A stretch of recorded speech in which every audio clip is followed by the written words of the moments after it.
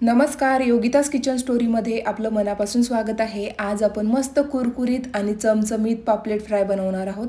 अतिशय साध्या आणि सोप्या पद्धतीने अगदी घरगुती आणि मोजक्या साहित्यात जबरदस्त चवीचा पापलेट तवा फ्राय कसा बनवायचा ते बघणार आहोत। बनवायला सोपा, कमी वेळामध्ये अतिशय चविष्ट असा पापलेट तवा फ्राय कसा बनवायचा ते बघूया। चला तर वेळ न घालवता पटकन आपण रेसिपीला सुरुवात करूया। सर्वात आधी आपल्याला पापलेट घ्यायचे आहेत। मिस्टर अलिबागला कामानिमित्त गेलेले होते, त्यांनी मार्केटमधनं मस्त फ्रेश असे पापलेट घेऊन आलेले आहेत। चला तर आपण रेसिपीला सुरुवात करूया। इथं मी 3 पापलेट घेतलेले आहेत। 2 ते 3 वेळा स्वच्छ पाण्याने धुवून घेतले। त्यांनी मार्केटमधनंच व्यवस्थित कट करून आणलेले होते। त्यानंतर हिरवी मिरची, अद्रक, लसूण आणि कोथिंबीर पेस्ट तयार करून घेतलेली आहे। इथं आपल्याला 2 टेबलस्पून ही पेस्ट घ्यायची आहे। अर्धा चमचा हळद घ्यायची आहे। हळदीचं प्रमाण थोडं जास्तीचंच घ्यायचं। 1 चमचा लाल मिरची पावडर, 1 चमचा धने पावडर, पाव चमचा काळे मिरी पावडर, पाव चमचा आपल्याला गरम मसाला घ्यायचा आहे।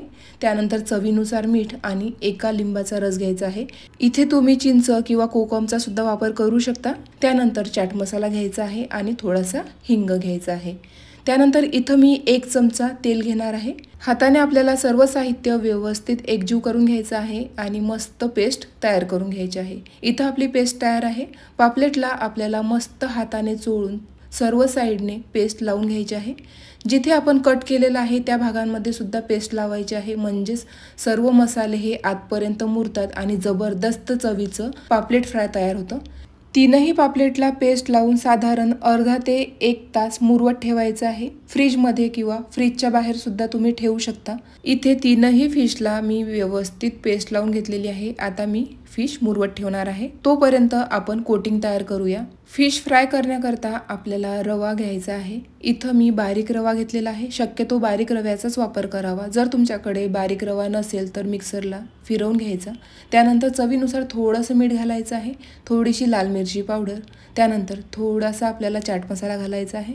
सर्व साहित्य हाताने व्यवस्थित एकजीव करून घ्यायचं आहे। त्यानंतर अर्धा तास झालेला आहे। पापलेट सुद्धा मस्त मुरलेला आहे। यामध्ये तुम्ही 1 ते 2 चमचे तांदळाच्या पिठाचा सुद्धा वापर करू शकता।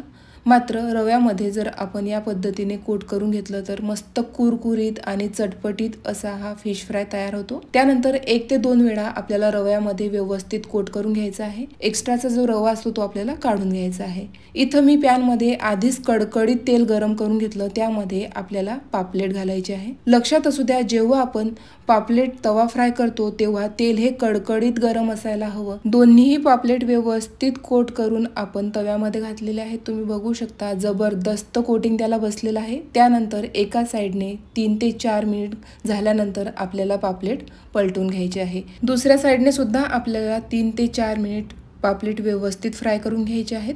सुरुवातीला गॅसची फ्लेम आपल्याला हाय ठेवायची आहे। त्यानंतर मीडियम फ्लेमवर आपल्याला पापलेट फ्राय करून घ्यायचे आहे। इथे आपले दोन्हीही पापलेट व्यवस्थित फ्राय करून झालेले आहेत। 7 ते 8 मिनिट लागलेले आहेत। पापलेट फ्रेश असल्यामुळे जास्त वेळ लागत नाही। अशाच पद्धतीने मी उरलेले पापलेट फ्राय करून घेणार आहे। सर्वात महत्त्वाची टिप, जेव्हा आपण रव्यामध्ये पापलेट व्यवस्थित कोट करून घेतो तेव्हा लगेच पापलेट फ्राय करायला घ्यायचे। जर तुम्ही कोटमध्ये जास्त वेळ पापलेट ठेवले तर कोटिंग निघण्याची शक्यता असते, त्यामुळे पापलेट कोट केल्यानंतर लगेच फ्राय करून घ्यायचे। तयार आहे आपले मस्त कुरकुरीत आणि चटपटीत असे पापलेट तवा फ्राय। बाहेरून जितके कुरकुरीत तितके आतून एकदम सॉफ्ट आणि टेस्टी बनून तयार होतात। अशा पद्धतीने तुम्ही एकदा पापलेट फ्राय नक्की ट्राय करा। अगदी साध्या आणि सोप्या पद्धतीने बनवलेले आहे। झटपट अशी पापलेट फ्राय रेसिपी आहे, नक्की ट्राय करा। जर तुम्हाला आजची रेसिपी आवडली असेल तर प्लीज जास्तीत जास्त शेअर करा आणि आपल्या चॅनलवर नवीन असाल तर चॅनलला सबस्क्राईब करायला विसरू नका। Thank you for watching. भेटूया अशाच मस्त नवनवीन रेसिपीसोबत।